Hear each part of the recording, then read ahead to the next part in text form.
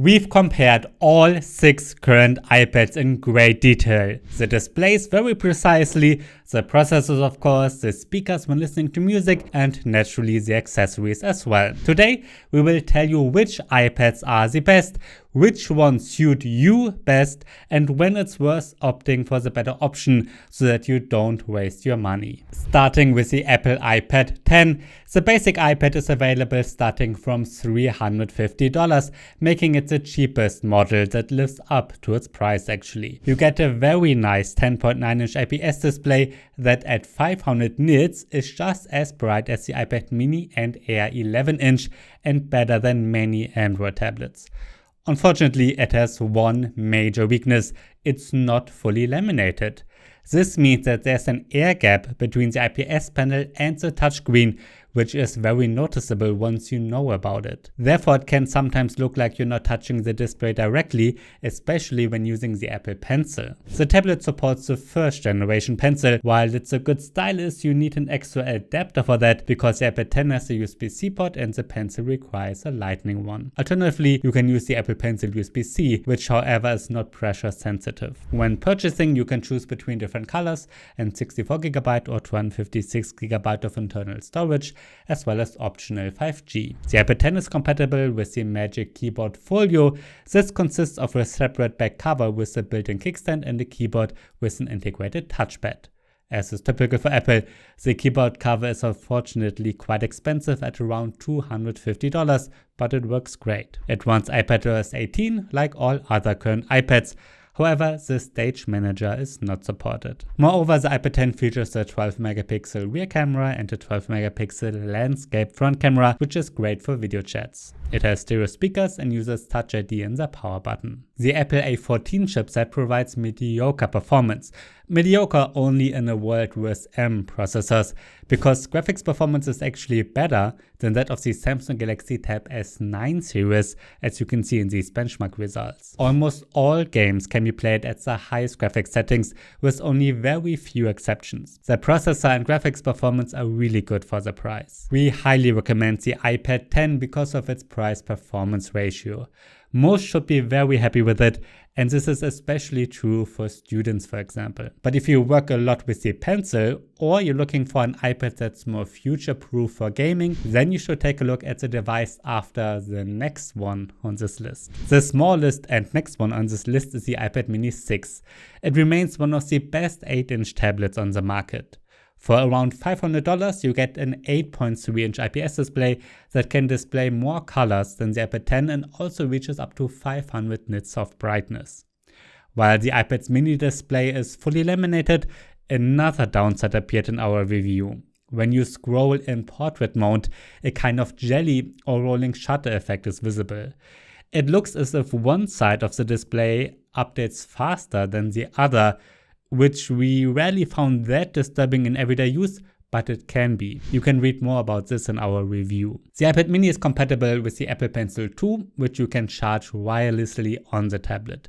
You can also use the Apple Pencil USB-C, and it's great for taking notes or sketches. Otherwise, the small iPad offers a 12-megapixel rear camera, a 12-megapixel portrait front camera, Touch ID in the power button, a USB-C port, and stereo speakers. And the stereo speakers are quite good for such a small tablet. You can get it in various colors with 64GB or 256GB of storage, as well as optional 5G. The iPad mini is equipped with an A15 Bionic chip, which in our benchmark test ranked ahead of the iPad's 10 chip and is more powerful than the Galaxy Tab S9 from Samsung. Truly impressive. The latest iPadOS version 18 also runs very smoothly. So it's well suited as a moderately good gaming tablet, but also for everyday use cases or as a mobile notepad with the Pencil. By the way, it's possible that Apple will release a new generation of the Mini later this month. Therefore, we currently only recommend the old one if you find a good deal. This iPad mini is a bit older and it's about time for a new edition. Significantly better than the iPad 10 and the iPad mini is the latest version of the Apple iPad Air, or the latest versions. This time it comes in two sizes, an 11-inch starting at $600 and a 13-inch starting at $800. The iPad Air impresses especially with Apple's more powerful M2 chipset, which in our benchmark test beats all Android and Windows premium tablets, making the iPad Air one of the most powerful tablets on the market. Indeed, it's really suitable for creative apps and can smoothly render very graphic-intensive games like Assassin's Creed Mirage at the highest settings. It features an IPS display with a wide P3 color gamut, and while the 11-inch version's display reaches a maximum of 500 nits, the 13-inch model can go up to 600 nits of brightness, making the display really pleasant and bright enough for direct sunlight. It's a pity though that it only supports 60 Hz, but unlike the iPad 10, it is fully laminated, which is ideal for using it with a pen. You can use it with the Apple Pencil Pro or the USB-C version, while the Pencil Pro is really nice for creative use. Additionally, it's compatible with the Magic Keyboard, which requires a significant investment. For the 13-inch version, you can pay $350. Yes, that's for a keyboard. You can purchase the iPad Air in various colors and with several storage options from 128GB up to 1TB. Of course, it also has a USB-C port, a 12MP rear camera, a 12MP landscape front camera, and stereo speakers, making it excellent for video chats.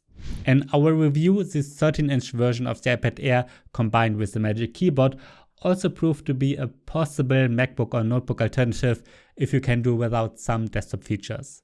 The 13-inch version is worthwhile if you want a large display and perhaps even use it at least partially as your main device. In general, the iPad Air is suitable for anyone who wants to work more intensively with the pencil and especially wants to draw with it.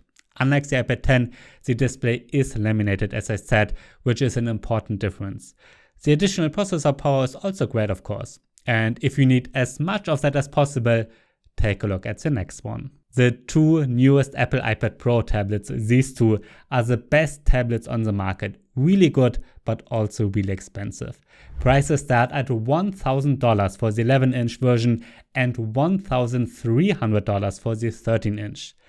Again, it's currently the undisputed best tablet on the market and comes with a really bright OLED XDR display that reaches up to 1000 nits brightness and can display HDR content very well. It also supports 120Hz. The switch from LCD to OLED display is the highlight that significantly sets the iPad Pro apart from the Air.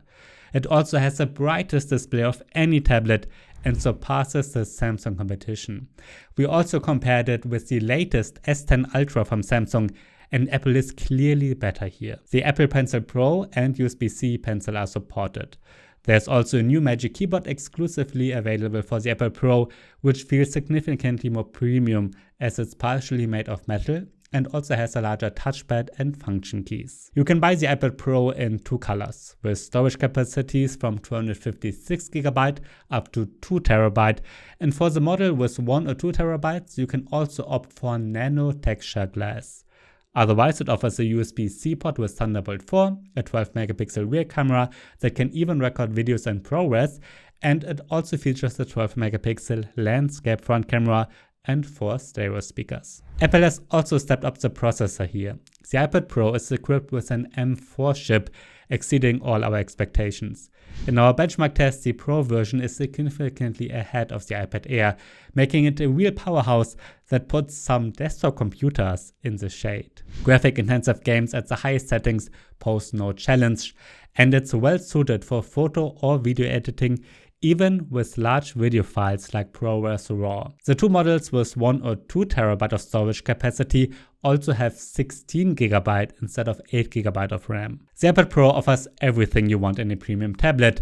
Compared to the iPad Air, however, we think that no one really needs the Pro, or at least very rarely needs it. The Air is good enough for almost everything. The Pro is simply the best of the best, and especially a great choice if the high price doesn't matter to you. As you can see, we own all these iPads here and have used them very intensively. Therefore, there are great accessories that we can recommend for each of these tablets. Links to the respective lists are in the description below.